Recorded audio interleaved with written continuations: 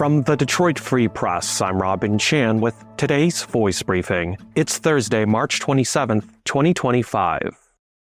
With the Detroit Free Press, I'm Nora Hall. When the renowned AuSable River Queen sank unexpectedly on March 11, owners Lori and Roger Rice said they were left baffled and devastated. 2 weeks later, the cause of the sinking remains unclear. The AuSable River Queen is a double-decker paddle wheel riverboat in northeast Michigan that has been a tourist attraction in Oscoda Township since 1966. Lori said the boat sank within an hour, which made her believe there may be a giant hole on the side of it. But when the vessel was pulled out of Foot Pond on March 20th, a hole was not found. The AuSable River Queen now sits on the bank of the pond. On March 20th, Oscoda Township ordered the removal of the riverboat within 14 days, citing concerns over blight. However, Lori said they have struggled to pay off the costs of the boat's extraction, which has also prevented them from getting it inspected to determine why it sank and make the necessary repairs. Now the couple is attempting to get the AuSable River Queen designated as a historic site, which would help preserve it and alleviate some of the costs associated with repairs and maintenance. For the full story, visit freep.com. I'm Jenna Brestininsi for the Detroit Free Press. If you're planning to fly out of Detroit this season, Spirit Airlines is offering an expanded lineup. The budget airline will roll out 15 destinations, a mix of new and returning flight routes. The flights will go to popular U.S. and international cities from Detroit Metropolitan Airport. Spirit Airlines does not currently operate out of Michigan's other major airports. Tickets will be available to book starting Thursday. To learn more, visit freep.com.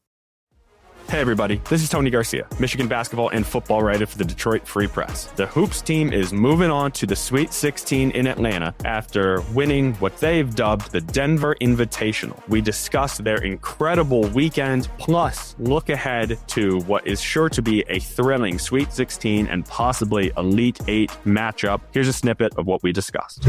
It really doesn't get much bigger than this, right, Tony? And it starts with a tough matchup for Michigan against Auburn, but I'd say probably the one seed you'd most want to face right now in a tournament that's been pretty much all chalk to this point. All these one seeds are playing quite well right now. And Auburn obviously was the overall number one seed coming into the tournament, but they have lost 3 of 4 entering the postseason. And they are now, for what it's worth on KenPom, they are number 4. All the other 3 one seeds are all rated higher than they are. Then again, playing Auburn in Atlanta is a task of the highest order. And Michigan will, Michigan's been playing great. We've been singing their praises. And I think Michigan might have to play even better to win again, or at least at this level. If they play how they played in that second half against Texas A&M, if we draw the line, at maybe like the 15-minute mark or whatever, that's the kind of basketball they need to play. And if they do, Auburn has obviously had, all season long. People were talking about those quad one wins, baby, right? Most quad one wins in the nation. They had that ridiculous out-of-conference schedule. They played everybody. And then obviously the SEC was brutal this year. You see that even teams like Arkansas, makes it to the Sweet 16 with an upset of St. John's, right? So it's like they played in a really tough conference, but I don't think they're playing maybe their best basketball of the year. Creighton gave them a decent run. And I think Michigan has what it takes to beat this Auburn team. They're not an undersized team. This Michigan team has all the bones of a team that can make it to the Final Four, Make sure you check out the whole episode wherever you get your podcasts and stay tuned to Michigan basketball's entire run in March Madness on freep.com.